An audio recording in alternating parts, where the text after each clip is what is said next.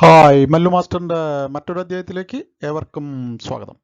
ഇന്ന് നമ്മൾ കാണാൻ പോകുന്നത് കേരള സർവീസ് റൂൾസ് അതിൻ്റെ ഒരു പ്രീവിയസ് ഇയർ ക്വസ്റ്റ്യൻ പേപ്പറാണ്.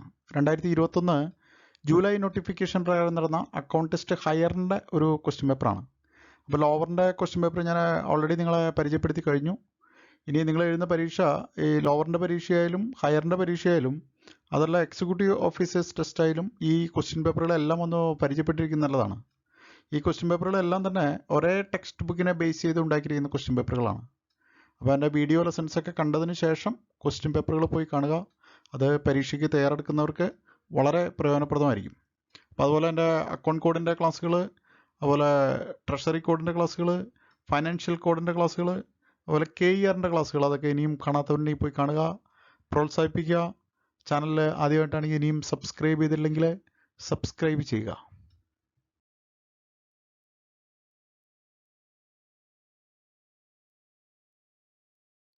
ഒന്നാമത്തെ ചോദ്യം, an allowance granted to meet personal expenditure necessitated by the special circumstances in which duty is performed is termed as. ഇതിനെ നമ്മൾ പറയുന്നതാണ് കോമ്പൻസേറ്ററി അലവൻസ്. ഓപ്ഷൻ സി ആണ് എൻ്റെ കറക്റ്റ് ആൻസർ. രണ്ടാമത്തേത്, time scales are set to be identical if. Option D, the minimum, the maximum, the period of increment and the rates of increment of the time scales are identical. അതിനെ നമ്മൾ identical scales എന്ന് പറയുന്നത്, time scales എന്ന് പറയുന്നത് ഇതിൻ്റെ ഡെഫിനേഷനിൽ വരുന്നതാണ്. ഇത് എപ്പോഴും പരീക്ഷയ്ക്ക് ചോദിക്കുന്ന ഒരു ചോദ്യമാണത്. മൂന്നാമത്തേത്, general revenues of Kerala exclude. ജനറൽ റവന്യൂസിൽ വരാത്തതാണ്. അത് ഓപ്ഷൻ ബി ആണ്, റവന്യൂസ് ഓഫ് ലോക്കൽ ഫണ്ട്സ്. മറ്റേത് രണ്ടും നിങ്ങൾക്ക് നോക്കി മനസ്സിലാവും, അത് റവന്യൂസിൽ വരുന്നതാണ്. നാലാമത്തെ ചോദ്യം, an officer in the last grade service is appointed in a temporary vacancy in government service. Production of medical certificate is not necessary if the period of appointment is less than. The correct answer option A ആണ്, option A 6 months. അഞ്ചാമത്തെ ചോദ്യം, the maximum period of compensation leave that can be taken by a government servant in a calendar year is. Option C ആണ് എൻ്റെ correct answer, 15 days. ആറാമത്തെ ചോദ്യം, an officer is permitted to attend an obligatory departmental examination. The day or days of the examination may be treated as on. Option B ആണ്, duty ആയിട്ടാണ് അത് പരിഗണിക്കുന്നത്. ഏഴാമത്തേത്, actual travelling expenses does not include. Option A, charges for employment of servant. എട്ടാമത്തെ ചോദ്യം, a revenue payment granted to an officer from the general revenues of the state as remuneration for special work of an occasional character is termed as.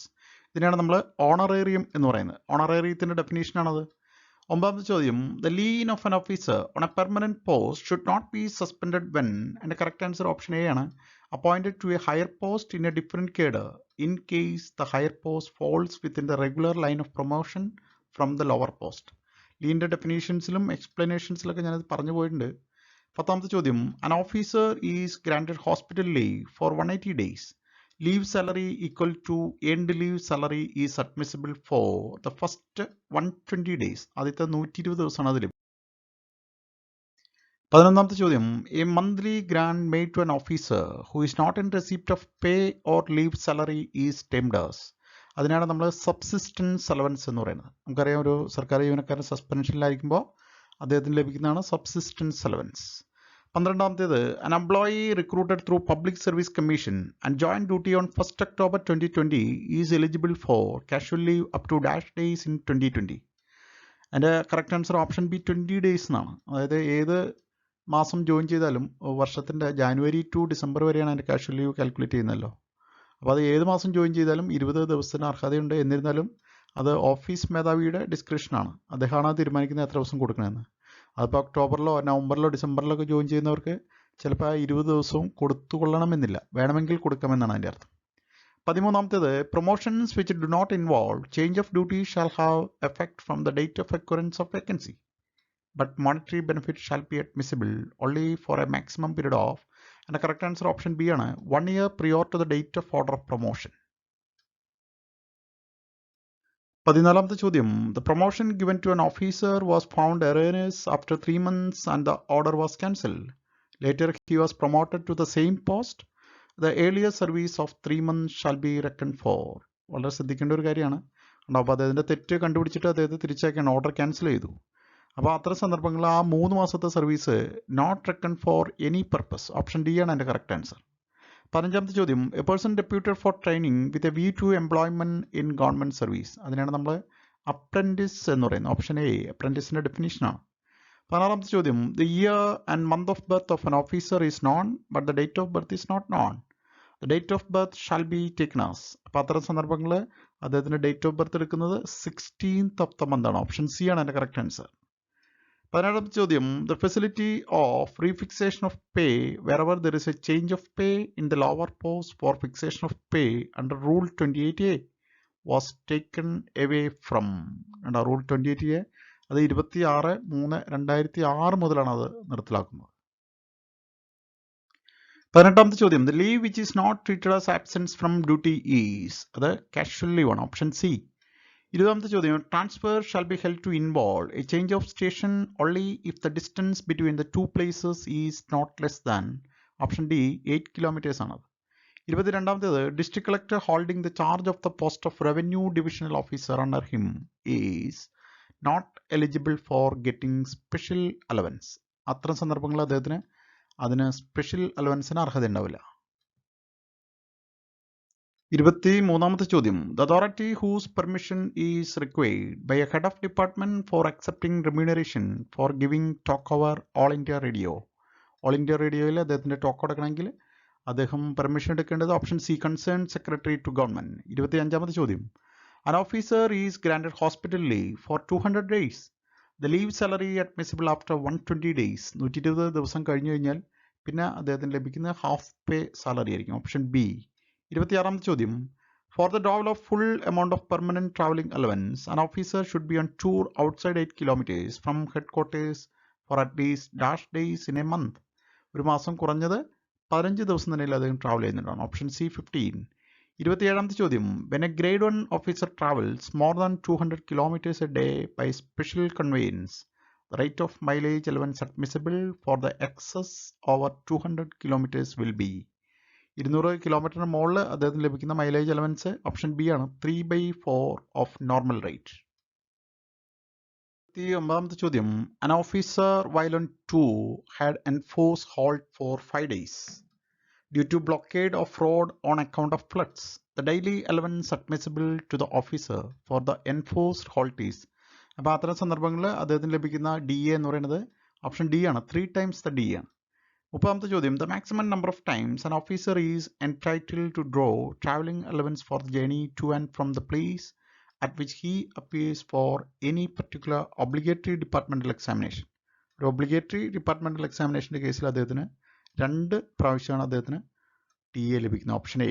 31ാമത്തേത്, temporary transfer means a transfer to duty in another station which is expressed to be for a period not exceeding. Option B 2 months. 32ാമത്തെ ചോദ്യം, while on tour the halting place shall be regarded as the officer's temporary headquarters after a continuous halt of. Option A ആണ്, 10 days duration. 10 ദിവസത്തിലധികം വരുമ്പോഴാണ് അത് അങ്ങനെ കണക്കാകുന്നത്. 33ാമത്തെ ചോദ്യം, the additional daily allowance entitled to an officer when traveling in class 1 hilly tract is dash of the ordinary rate. അത് 25% ആണ്. Option C. 35ാമത്തെ ചോദ്യം, the grade of a lower division clerk accompanying the minister on tour is considered as dash for the purpose of calculation of traveling allowance. അത്തരം സന്ദർഭങ്ങളിൽ അവരെ grade 2B officers ആയിട്ടാണ് എടുക്കുന്നത്. 36ാമത്തേത്, an officer has to cross an arm of sea by steamer during a rail journey and the fare of this is included in the rail fare. The travel is treated as. അതിനെ നമ്മൾ അത്തരം സന്ദർഭങ്ങളിൽ rail journey ആയിട്ട് തന്നെയാണ് എടുക്കുന്നത്. Option D.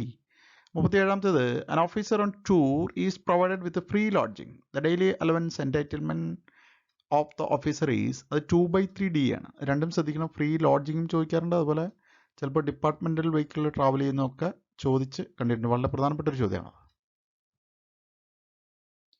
38ാമത്തെ ചോദ്യം, an officer is deputed for training at Bombay for 45 days.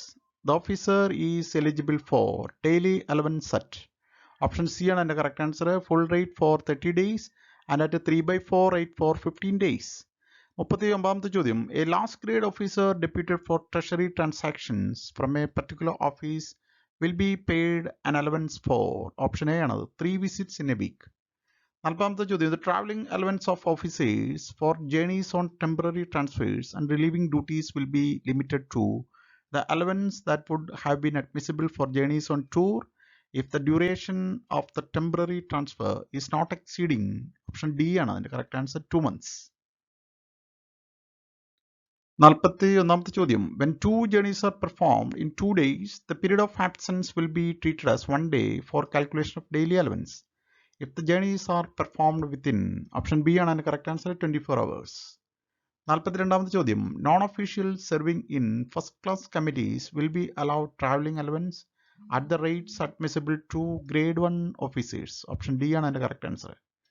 43ാമത്തേത്, the traveling allowance advance allowed to an officer on retirement to enable him to proceed to the place of settlement after retirement is restricted to, option A, 75% of admissible traveling allowance. 44ാമത്തെ ചോദ്യം, the wife and son aged 5 years living with a government servant transferred from station travel to the new station before the date of his transfer. They may be treated as accompanying the employee if the travel is within, option C ആണ് അതിന്റെ correct answer, 1 month from the date of transfer. Transfer ആവുന്നതിന് ഒരു മാസത്തിനുള്ളിലാണെങ്കിലാണ് അദ്ദേഹത്തിന് അത് claim ചെയ്യാൻ കഴിയുക. 45ാമത്തേത്, when an officer dies while in service, members of his family will be granted traveling allowance if the journey is performed within dash months of the date of death of the government employee. അത് 3 monthsനുള്ളിലായിരിക്കണം ആ യാത്ര നടത്തേണ്ടത്. 46ാമത്തേത്, an officer of government traveling on university business will receive traveling allowance direct from the university according to its rule, option B ആണ് അതിന്റെ correct answer. 47ാമത്തെ ചോദ്യം, if an officer of a vacation department combined tour with vacation, he shall be granted tour traveling allowance for the onward journey only. Vacation ആയതുകൊണ്ട് അദ്ദേഹത്തിന് onward ജേണിയിലാണ് അത് ലഭിക്കുക. 48ാമത്തേത്, the rate of daily allowance admissible to a grade 2A officer for his tour outside the state in April 2020 is, ഏറ്റവും പുതിയ rate തന്നെയാണത്, option D, ₹450 ആണത്. ഞാൻ ഏറ്റവും പുതിയ റേറ്റുകളൊക്കെ ഉൾപ്പെടുത്തി തന്നെ ഞാനൊരു വീഡിയോ ചെയ്തിട്ടുണ്ട് 2019 ശമ്പള പരിഷ്കരണ ഇത് വെച്ചിട്ട്. അപ്പോൾ ആ വീഡിയോ നിങ്ങൾ കാണുന്നത് നന്നായിരിക്കും. 50ാമത്തേത്, an officer under suspension is required to perform journey for attending a departmental inquiry held at an outstation at his own request. The traveling allowance admissible to the officer is, അത്തരം സന്ദർഭങ്ങളിൽ അദ്ദേഹത്തിന് യാതൊരു travelling അലവൻസും ലഭിക്കില്ല. Option D ആണ് അതിന്റെ correct answer, not admissible.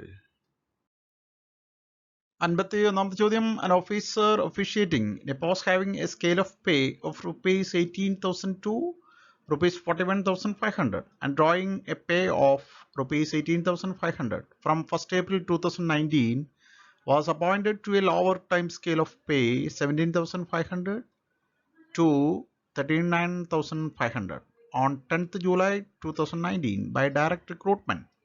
The pay in the new scale shall be fixed on 10th July 2019 at.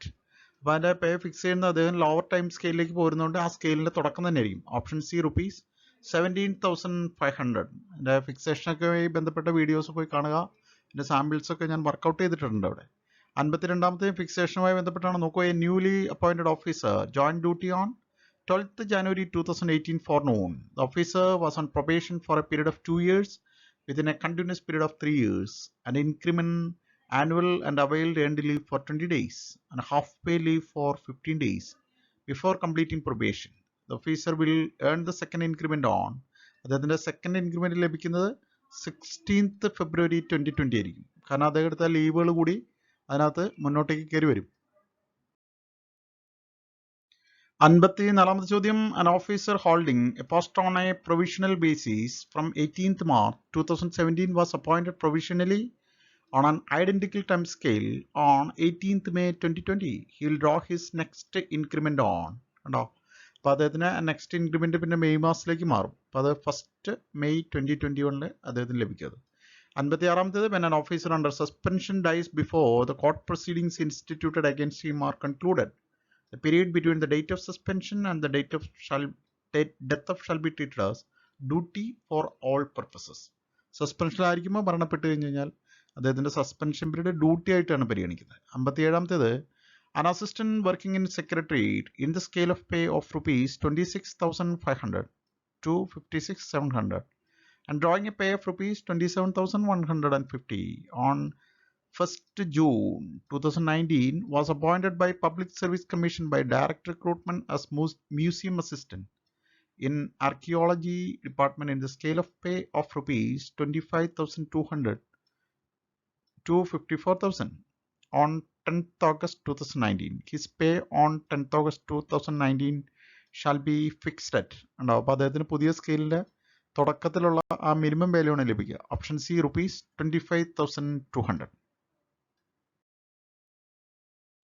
58ാമത്തെ ചോദ്യം, promotions which do not involve change of duty shall have effect from the date of occurrence of vacancy, but monetary benefit shall be admissible only for a maximum period of dash prior to the date of order of promotion.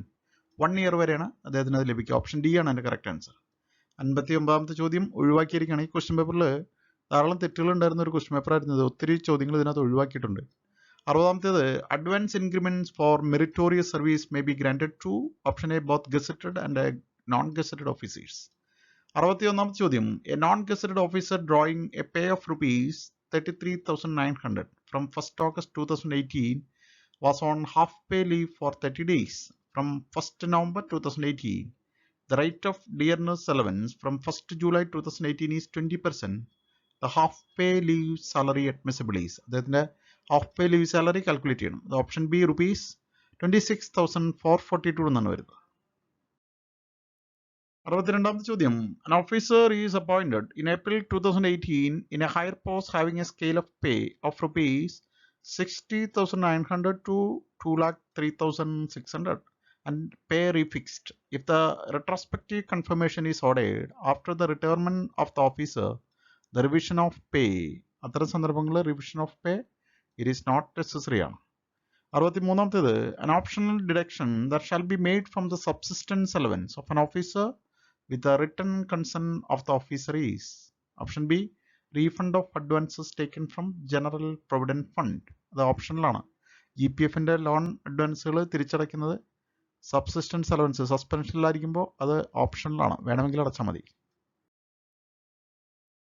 64ാമത്തെ ചോദ്യം, an officer on leave without allowance from 1st August 2020 to 10th September 2020 was placed under suspension on 20th August 2020. കണ്ടോ, അദ്ദേഹം LW-ലായിരിക്കുമ്പോഴാണ് അദ്ദേഹത്തെ suspend ചെയ്തിരിക്കുന്നത്.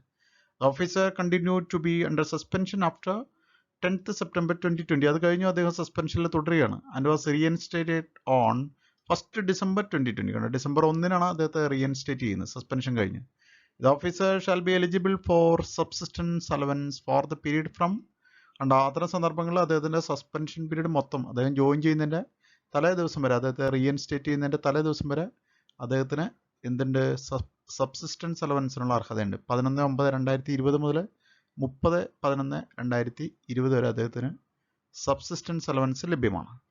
65ാമത്തെ ചോദ്യം, an officer deputed for a course of training which is treated as duty is promoted in the regular line of promotion while in training. അദ്ദേഹം ട്രെയിനിങ്ങിലായിരിക്കുമ്പോൾ തന്നെ അദ്ദേഹത്തിന് promotion ലഭിച്ചിരിക്കുകയാണ്. The officer can draw pay in the promoted post without joining it from the date his junior assumed charge. ആ date മുതലാണ് അദ്ദേഹത്തിന് ആ promoted പോസ്റ്റിൻ്റെ പേ കിട്ടുന്നത്.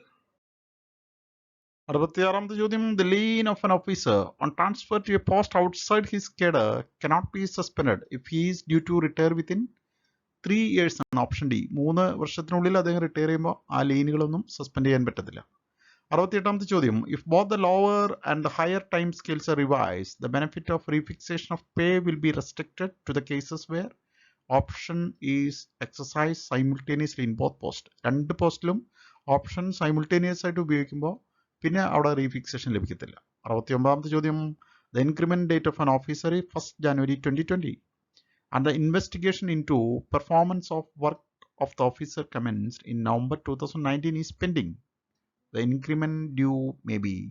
അപ്പോൾ അതിൻ്റെ investigation into performance of work അത് നടന്നുകൊണ്ടിരിക്കുന്നത് കൊണ്ട് അദ്ദേഹത്തിൻ്റെ ഇൻക്രിമെൻ്റ് എന്ത് ചെയ്യാം, അത് ഡിഫേർഡ് ആവും. Deferred by the competent authority.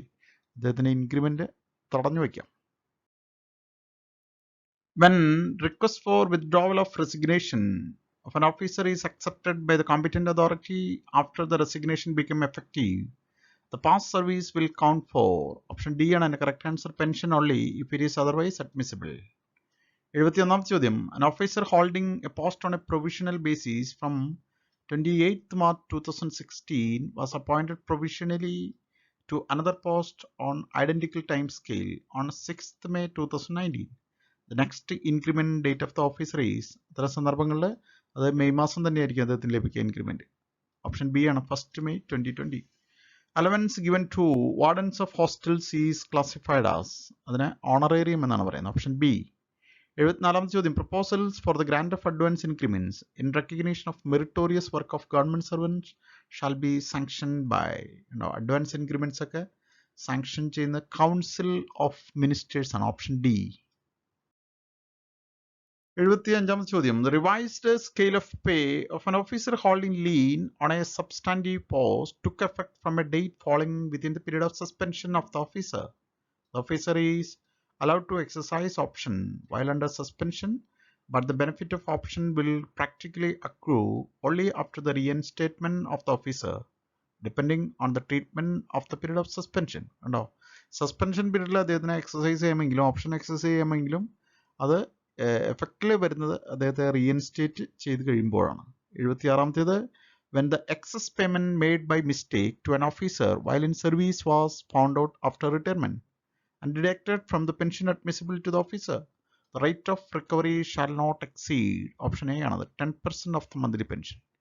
Deductions 10% കൂടുതലാവാൻ പാടില്ല. 77ാമത്തെ ചോദ്യം an employee who entered into service on 15th August 2016 died on 10th July 2020. The death cum retirement gratuity eligible to the family of the employee is അവിടെ 2, 3, 6 ആണ് കൊടുത്തിരിക്കുന്നത്. ഇത് ഒന്നുമല്ല എൻ്റെ correct answer. None of the above. Option D. 78ാമത്തേത് the minimum qualifying service required for granting invalid pension. കണ്ടോ, invalid പെൻഷൻ്റെ കേസിൽ നോ മിനിമം സർവീസ് റിക്വയർമെന്റ്. 79ാമത്തെ ചോദ്യം service rendered by an employee till he has completed 18 years of service will qualify for the calculation of option B ആണത് compensation gratuity. 80ാമത്തെ ചോദ്യം judicial proceedings initiated against an employee continued after retirement on attaining the age of compulsory retirement. The retired employee shall be paid. Option D ആണ്. അപ്പോൾ അത്തരം സന്ദർഭങ്ങളിൽ അദ്ദേഹത്തിന് provisional pension മാത്രമായിരിക്കും ലഭിക്കുക. 81ാമത്തെ ചോദ്യം if the period of interruption of an officer is 4 years, the period actually in service prior to the date of interruption is 3 years. The period of interruption that will count for pension is option C ആണ് 3 years. 82ാമത്തെ ചോദ്യം a person practicing at the bar is recruited in government service in a post requiring law qualification and experience at the bar. The minimum qualifying service under government required for such government servant for counting the bar service as qualifying service for superannuation pension is അത് count ചെയ്യുന്നത് up to 8 years ആണ്. Option D. 83ാമത്തെ ചോദ്യം an employee has been dismissed from service and the highest court as established by law has upheld the government decision. Government decision ശരിവെക്കുകയാണ്. The service book shall be retained by the head of office in which the employee last worked for a period of അത്തരം സന്ദർഭങ്ങളിൽ option B 3 years after the final judgment. 84ാമത്തെ ചോദ്യം if the pensioner is convicted of a serious crime, the government may withhold the pension of such pensioner for a specific period in consultation with Public Service Commission. 85ാമത്തെ ചോദ്യം when compassionate allowance granted to an employee removed for misconduct, the allowance shall not exceed dash of the pension which would have been admissible if the employee had retired on the date of removal. Option B ആണ് 2/3. 87ാമത്തെ ചോദ്യം a government servant may be required by the appointing authority to retire in public interest at any time after the government servant has completed a qualifying service of option D 30 years. 30 വർഷം കഴിഞ്ഞ് കഴിഞ്ഞാൽ അത് possible ആണ്. 88ാമത്തെ ചോദ്യം an employee who retired from service on 13th April 2019 died on 1st August 2019. The last pay drawn by the retired employee was rupees 60,900 and the pension sanction was rupees 28,420 per month. The higher rate of family pension admissible to the eligible family member is അദ്ദേഹത്തിന് ലഭിക്കാൻ സാധ്യതയുള്ള higher family pension എന്ന് പറയുന്നത് rupees 28,420 തന്നെയാണ്. 89ാമത്തെ ചോദ്യം, amount due from a pensioner to a cooperative society may be recovered from the death cum retirement gratuity payable. The correct answer option D ആണ്, with the consent of the pensioner in writing. പെൻഷനറുടെ consent ഇല്ലാതെ ചെയ്യാൻ പാടില്ല. 91ാമത്തെ ചോദ്യം, pension ceases to be payable if the pension remains undrawn for more than option B 3 years. 3 വർഷം മേടിക്കാതിരിക്കുമ്പോഴാണ് അത് ലാപ്സായി പോകുന്നത്. വളരെ പ്രധാനപ്പെട്ട ഒരു ചോദ്യം, ഒത്തിരി ക്വസ്റ്റ്യൻ പേപ്പറിലുണ്ട്. 93ാമത്തെ ചോദ്യം, when an employee is allowed to retire while on leave not due, the retirement shall be effective from option A ആണ്, date of commencement of leave.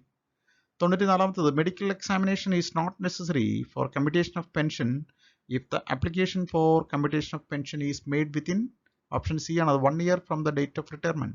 ഒരു വർഷത്തിനുള്ളിലാണെങ്കിൽ മെഡിക്കൽ സർട്ടിഫിക്കറ്റ് വേണ്ട. 95ാമത്തെ ചോദ്യം, the minimum qualifying service required for an employee for voluntary retirement is option B ആണ്, 20 years. 96ാമത്തെ ചോദ്യം, service book of an employee who dies while in service shall be retained by the head of office in which the employee last served for a period of option A 25 years from the date of death. 97ാമത്തെ ചോദ്യം, family pension to the parents of a deceased retired employee shall be sanction by government ആണ് sanction ചെയ്യുന്നത്, option C. Pension granted to an employee selected for discharge from service owing to the abolition of a permanent post is termed as, അതിനാണ് നമ്മൾ compensation pension എന്ന് പറയുന്നത്, option A.